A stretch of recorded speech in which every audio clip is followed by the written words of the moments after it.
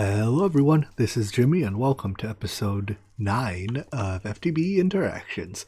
I have been cooking between episodes. So we have our kitchen here. It consists of a fridge, which stores most of our food, and then just some other things to help cooking along. This Cooking with Blockheads mod basically just, it acts as like a unified inventory, but only for cooking. So I've put all the materials in here to make thankful dinners. Almost everything here comes from the plants farm, it's a regular farm with the exception of the turkey.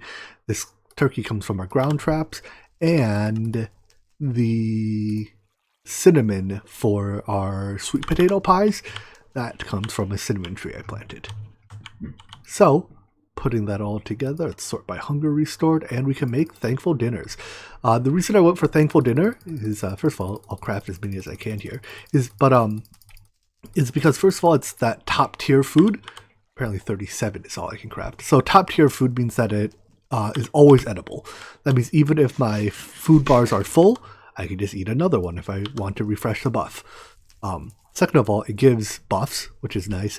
And third of all, it gives all the nutritions. So I don't think I'm not going to just wolf these down for the sake of wolfing them down, but what I will do is I'll eat them as needed to refill my nutrition. And because of the fact that it needs other foods to eat in between, I'll just eat wheat or something to round it out.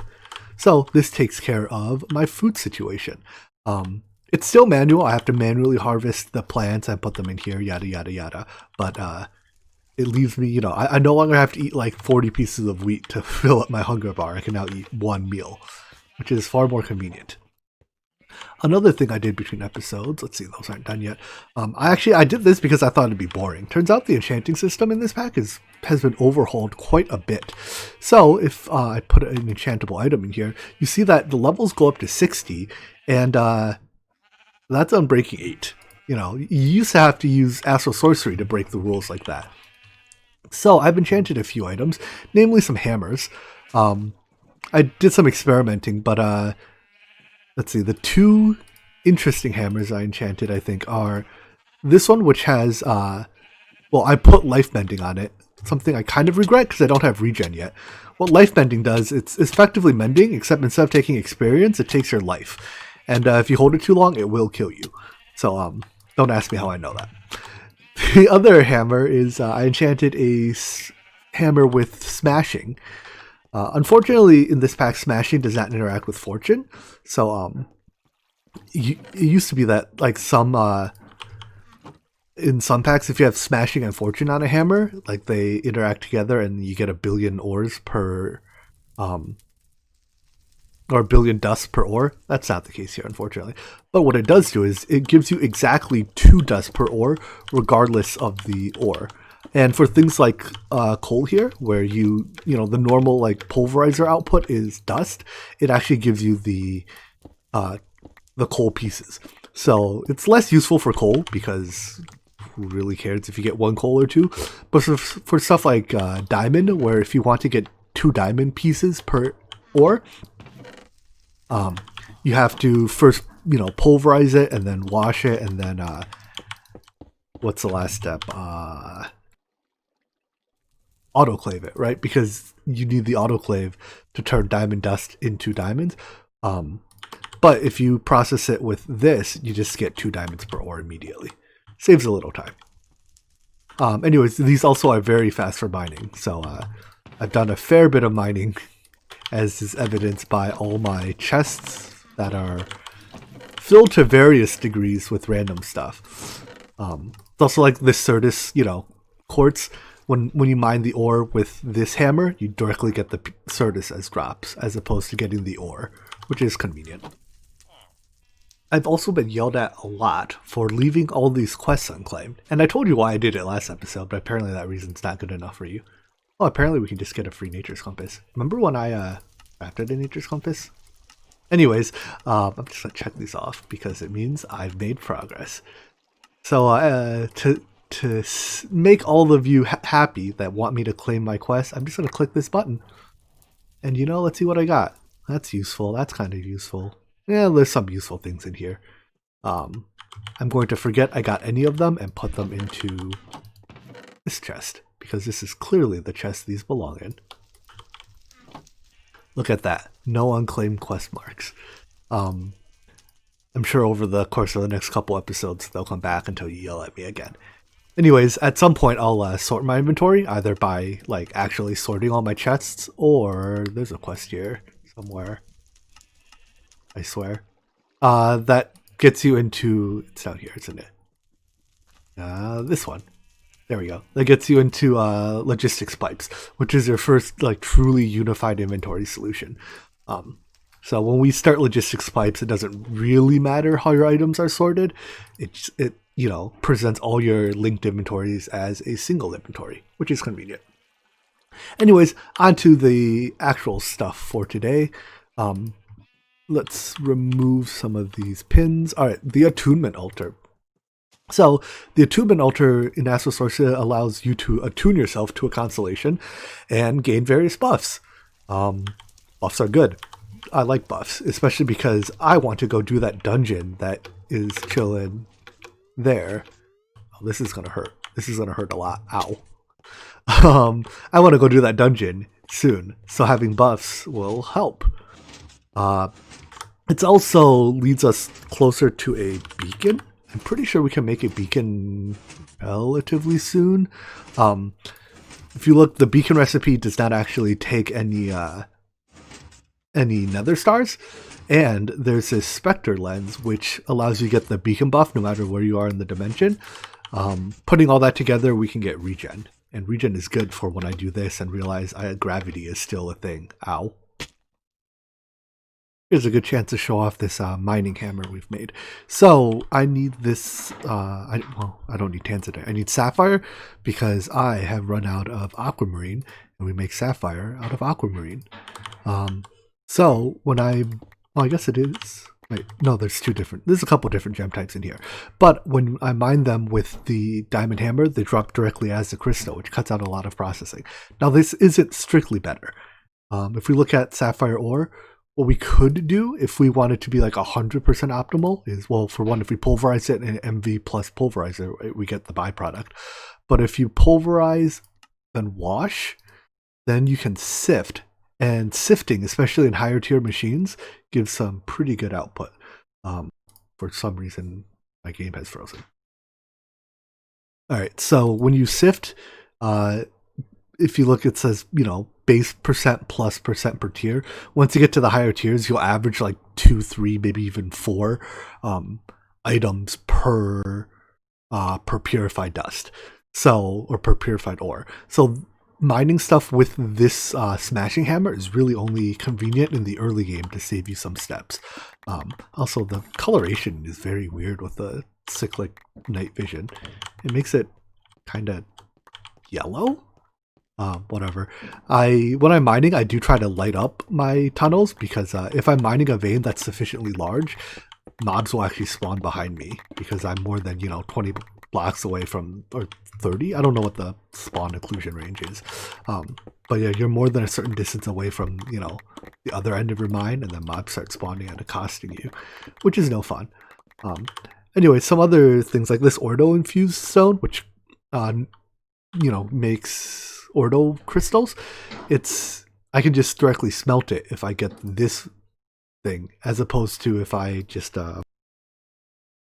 if I take the Ordo infused ore, then I have to, it doesn't even show it. I have to put it on the pure daisy, which is more steps. So again, cuts out processing steps, saves a little bit of time, but ultimately is lower yield in the late game.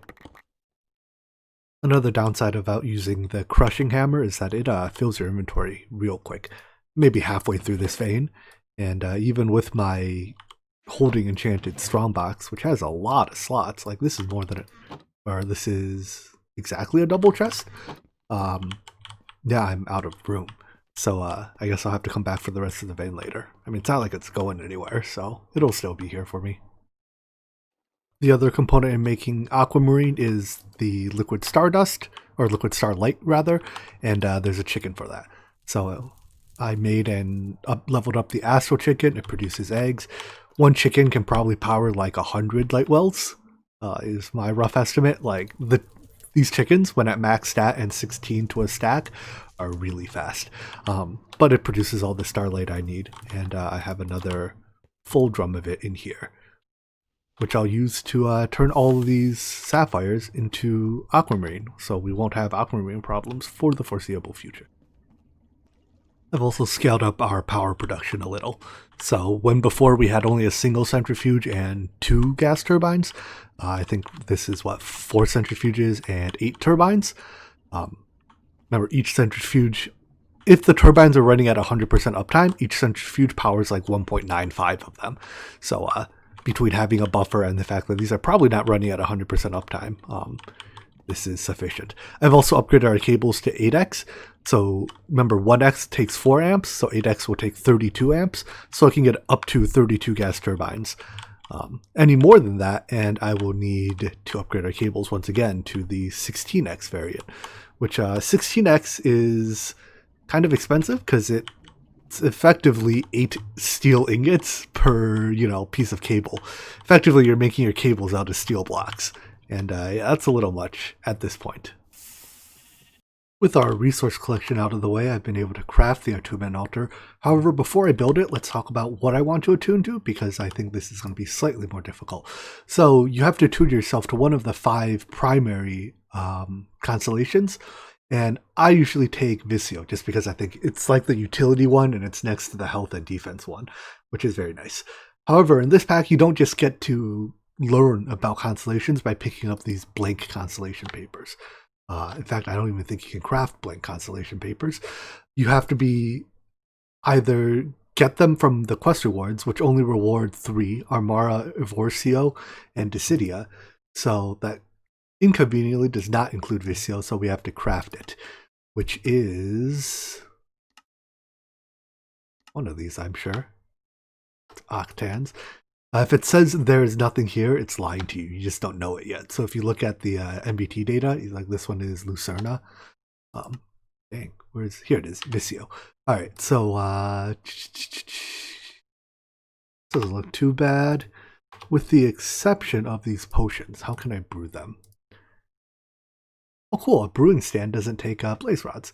All right, I guess it can take blaze rods, but I'll do the one that doesn't because I don't have blaze rods. Neat. Next problem, I still need both blaze powder to power this, as well as nether wart. So I think my avoid the nether plan isn't going to work. So let's see about visiting the nether, I guess. That scares me. The recipe for the nether portal blocks, which are not obsidian blocks, uses Thaumcraft's Liquid Death, which has to be made in the Crucible, but it requires research, and now seems like a good a time as any to say no thank you to research by making the Cheater's Thaumonomicon. The only thing I'm missing for this is these Furgurum gems. I don't know how those are pronounced, and those are made by throwing, it says in the total, I'm pretty sure it's Rock Crystal and Glowstone? Glowstone and Rock Crystal and Liquid Starlight. So Rock Crystal, Glowstone. And then they'll eventually turn into a crystal, kind of like when you're making the celestial crystals. And after a way too long amount of time, they will turn into those gems. But I'm pretty sure you can watch a flowing time them, or whatever you call this one, time in a bottle. I wish I had the watch a flowing time. After what feels like an eternity to me, they turn into these clusters, and I'm pretty sure they have metadata values. Yeah. I don't actually know if this helps though. Stage 3 is when it's done. Yeah, that must be helping then. Right? It's already at 1. I don't know. I have plenty of time in my bottle. 8 hours. I've been more or less AFK for a while, so like between episodes I AFK just for my time in a bottle. So I'll try to speed this up. This does feel like watching paint dry. Apparently these only have 2 stages. At stage 2, it starts emitting particles, and a lot of them when it's accelerated, but I think that means it's done. I think, is this the right type? Unfortunately, I got the wrong type of gem, so that sucks. There are values in there. I don't know how to read them without having Active Sorcery tell me, so I guess now I'm accelerating another one. I guess I'll do 2 of them in parallel. I have plenty of time. There you go. This one I think is the right type. There's like white ones, blue ones, and orange ones or something, you know, roughly approximating rarities. Again, it has a trait on it. I can tell you. I guess I could kind of tell you what it is. It's the Astral Sorcery Harvest Speed trait and the Astral Sorcery Projectile Attack Damage trait. Whatever. I don't actually know if the Cheater's Thaumonomicon can function as a normal Thaumonomicon, so I'm going to just make another one in case it can't. That way I'll still have a Thaumonomicon to use. And with the sun rising, I hope this can craft with just a baseline starlight, otherwise we're going to be waiting a day. There is one downside to using this, and that is it makes you go a little bit insane with warp. But when given the options of going insane in-game or going insane, in real life from doing research, I'll take the in-game insanity. So, anytime now, we'll have our cheaters Thaumonomicon, like the dirty cheaters we are. Alright, I wonder how much permanent warp this will give us. So do I just click it? Ooh, that was loud. Alright, well we have all our research now. I guess I don't have the insanity meter to see how much insanity I have. Oh well. And I guess it does function as a normal Thaumonomicon as well, so I didn't need to remake my Thaumonomicon. Alright, anyways, now with this we can make Liquid Death without, there's no longer the X there. Turns out the quest reward for the Thaumonomicon gives you a sanity checker. So we can see in the upper left-hand corner that we have, I actually don't know how to interpret that. I think the bottom bar is permanent flux, like the dark purple. The light purple is temporary flux or regular flux. And I don't know what the top gold bar is. But it doesn't look very full, so I guess we're not all that insane. Huzzah. Anyways, to make Liquid Death, we have to throw 21 bones, 20 bones, 10 sand, and 1.5 cauldrons in. But I usually go slightly over when there's a lot of aspects involved because they sometimes decay relatively quickly, followed by a bucket, I'm reasonably sure. Yep, so let me just double check these real quick. I'd hate to get it wrong. At this point, though, we can make quartz slivers pretty easily. So I have a couple sacks of quartz slivers on me to clean up any leftovers, which there will inevitably be. So that's Perdicio, and that's 50 Perdicio, 20 Alchema, 15. All right, here we go. Aha, we did it. All right, now let's clean up our mess. Water. I should just put an aqueous accumulator here to automatically refill it with water. I hope I have enough quartz slivers. Yeah, we're good. Alright. Out of curiosity, how is flux in this trunk looking? Oh, we're fine. I don't have to worry about it. Eventually, right, we'll get the flux magnet, flux sponge, flux something. Flux sponge. Wow, that's a lot of things to go into one infusion, but that'll free up all our flux worries. Alright, so now that we have the Liquid Death, we should be able to craft the portal. So I'll pour this into here. Thaumium plates and obsidian. Alright, there we go. 10 nether portal blocks. You have... Okay, cool. I was worried that I was saying we had more mob spawning. As you can see, I used up almost all of my EMC to do that, so at some point I'll have to go mining for more obsidian. Anyways, let me put this somewhere. I assume pigmen spawn out of it, and I assume I don't want pigmen to be accosting me on my base, so I'll build like a little hut for it so that pigmen get trapped away, I guess. Maybe I'll put it against the side of this thing. So I'm not sure why, but I can't light the nether portal. I guess it probably doesn't light with the flint and steel. Also, fire is incredibly laggy, jeez.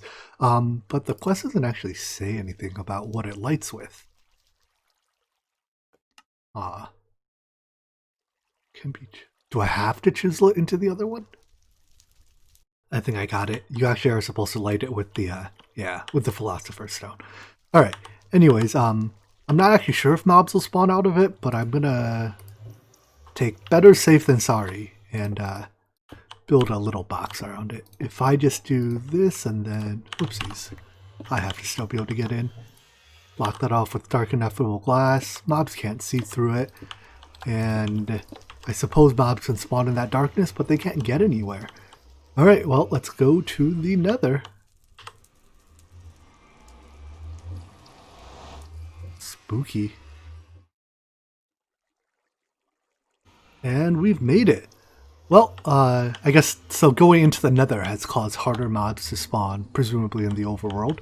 I definitely do not want to go down there. That'll make it very hard to get my stuff back when I die.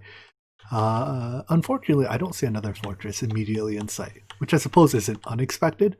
I wonder how it looks without dark vision. I guess we'll find out in 20 seconds. Yeah, it's really dark in here without dark vision, or without night vision. I'm going to go ahead and leave that helmet on. Anyways, I'm going to head back to the overworld and put most of my stuff away, because if I die, I don't want to have to, you know, it sucks enough to lose half your stuff. I don't want to lose all of my stuff. And I'm going to look around here a bit, looking for, you know, ores, and I forgot what I initially... Oh, blazes. That's what I needed to come here for. I guess I'll even look for another fortress if I'm feeling ambitious. Before I head back into the Nether, I also want to upgrade some of my equipment. So I enchanted a sentient bow, the one that we got off a skeleton earlier. Power, Unbreaking, Infinity, sweet. I guess I'll enchant my sword. I want looting more than anything else on this. And I'll just do my armor as well. So, yeah, I know it's not the best armor, but Fire Protection 7 seems good for the Nether. These take 60 levels, so we'll take out our Tome of Knowledge, which has a fair amount of EXP in it, and fill it up. Because I, for some reason, decided to enchant a sentient bow, I think it actually has less range than a normal bow, unless you have a Tartaric gem in your inventory. So compared to this bow, I got it from fishing. I'm a dirty cheater with an AFK fisher. I set this up because I wanted to get mending books. Turns out I don't think you get mending books on them. So, oh well. Anyways, compared to a regular bow, like a regular bow shoots much further, right? I'm not crazy, am I? No, I'm definitely not crazy. So we have to get a Tartaric gem. I think that'll take a few steps. We get it, well, we get one as a reward for the Hellfire Forge quest. So let's see, where is that? That's not too far away. You know what? Forget it. I could spend all day optimizing my gear and never actually end up going to the Nether. So I'm just going to run around here and try to find something interesting.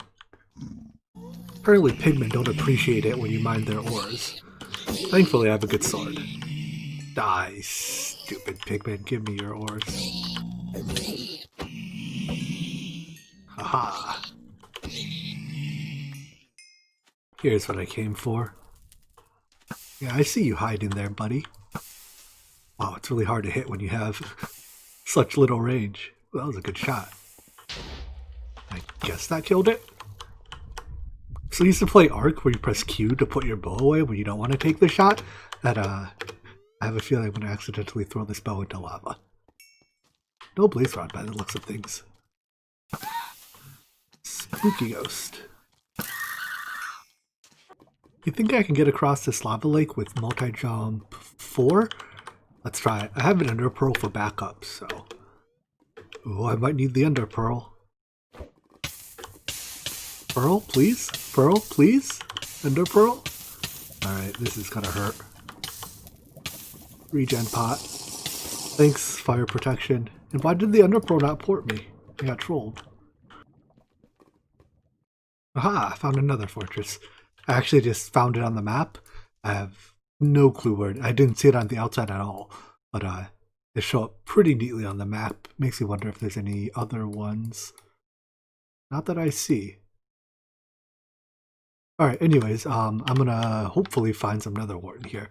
There's a chest too, so maybe there's a nice chicken in here. Or 2 gold ingots. Wait a second, this is the nether wart room, but there's no nether wart. I've been trolled. Apparently you don't get nether wart here. Yeah, fight among yourselves. No, don't fight me. Oh, but this room has it. If I wasn't playing single player, I'd say, you know, someone on the server beat me to it and took the nether rack. But, there's no one to beat me here because I'm the only one. I don't know what happened there, but oh well. I mean, that not the nether rack, the nether wart. Anyways, at this point, I'm gonna see if I can.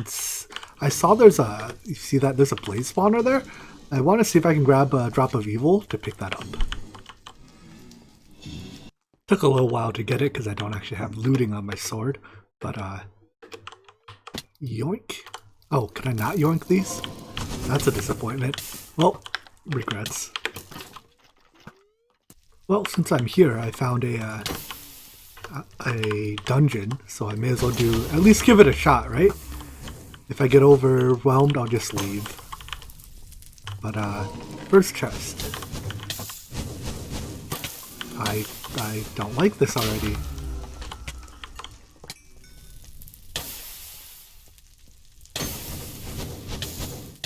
Well, I'm on my very last healing potion, so I think that's my cue that I've stayed long enough. Did I get anything that makes this worth it? I mean, if I had to do research, that would have been good, but... What is it? Does this become a random block? No, it outputs a random redstone signal. That's a lot less useful. Alright, anyways, yeah, let's just head out. Well, ultimately, we got what we came for. Soul Sand, Nether Wart, and Blaze Rod. Took a lot of damage on this gear, jeez. And this is with Unbreaking, like, 8. Wow, I guess I really do need to get some way to repair this sooner rather than later, because...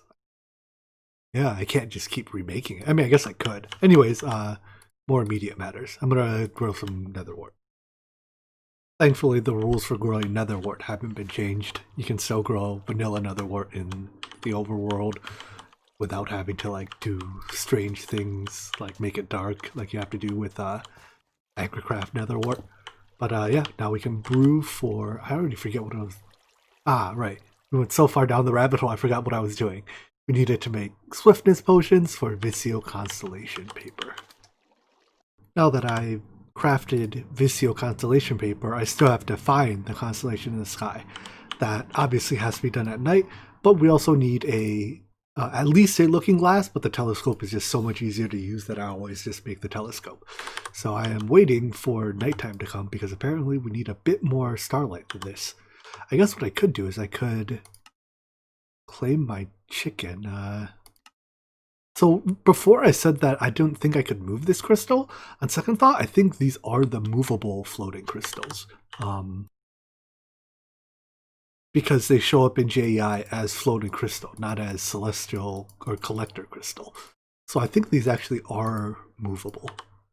I still need to make a linking tool, I guess, in order to do that. By the time I'm done making this, I mean, I guess I'll go grab the materials for it. It's just some wood and a crystal.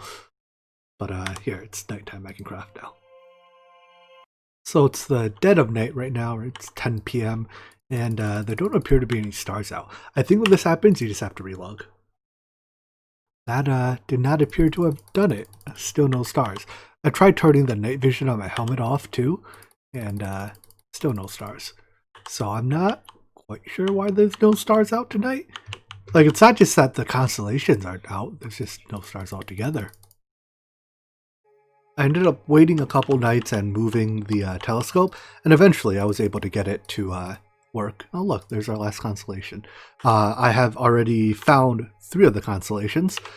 Here's the 4th one, but before I draw that out, I also built our attunement altar, and because Visio is in the sky tonight, why don't we attune ourselves to this constellation? So all you have to do is walk into it.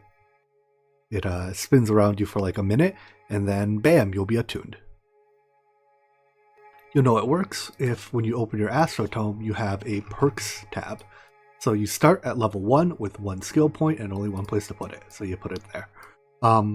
My plan is to eventually grab the center trait, but to do so, which allows access to all of these roots. Wait, I don't. Oh, because I haven't. Let's go draw out that other constellation real quick.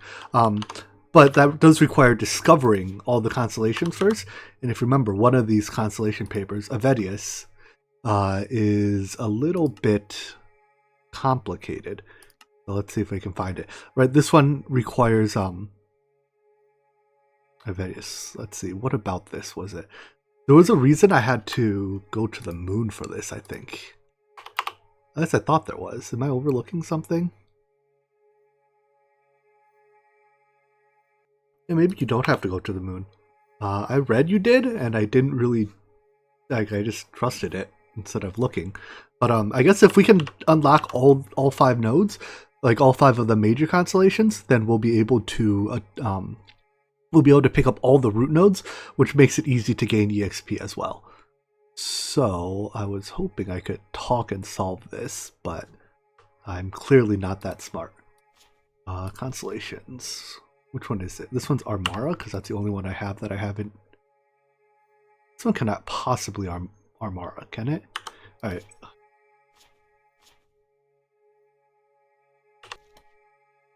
Am I crazy? 1, 2, 3, 4, 5. There's 5 total. Armara has way more than 5. Oh, because I attuned myself to... I see. I start seeing the secondary constellations, even though I can't draw them yet because I don't have the... Like, I haven't discovered them, per se. This one, however, is definitely Armara.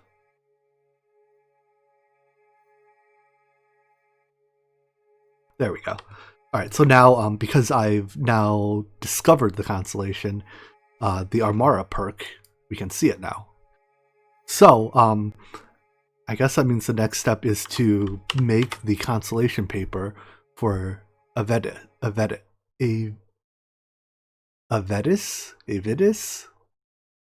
I don't know how to pronounce that. That's going to take a little bit of progression, though. First of all, we're going to need a celestial altar, which I apparently already have pinned. And second of all, we're going to have to do a lot of other things. Oh, this requires medium voltage for the flux phytogirl. That's what it was. Aha, I remember now. That's why I haven't done it yet. Alright then, I guess our next step is medium voltage then, with a electric blast furnace.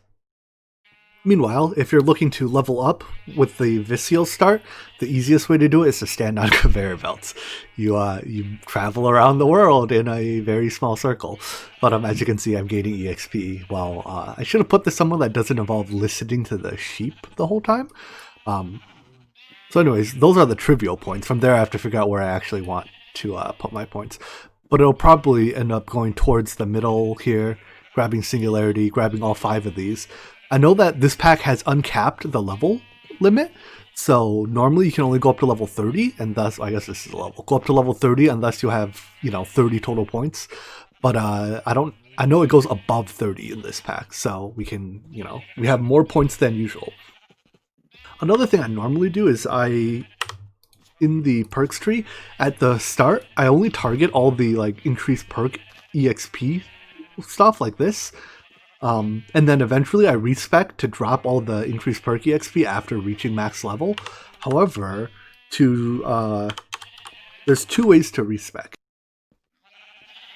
If you do it with a shifting star, you lose all your experience. That's obviously not very good. That defeats the whole purpose of taking the perk EXP perks. To keep your experience, you need to use these irradiant stars, but none of these are available for quite a while because they take stardust, which requires going to the moon, perhaps among other things. But looking at it, I think it's just stardust. That's the gate to these. So I think I won't be able to take my usual approach here. Instead, I'll just have to actually take perks I intend to use. That's asking a lot of me. So once I pick my points here, I'm kind of committed to it for a while. So I'm not going to pick it quite yet. I'm going to, look through my build and plan it out like any good power gamer would. But that looks like all the time we have for today. So we'll come back tomorrow, start working on a blast furnace, and get ourselves into the medium voltage era, which unlocks a whole bunch of good stuff like thermal expansion and a whole lot of stuff. I hope you enjoyed this episode, and I hope to see you in the next one. Take care. Bye-bye.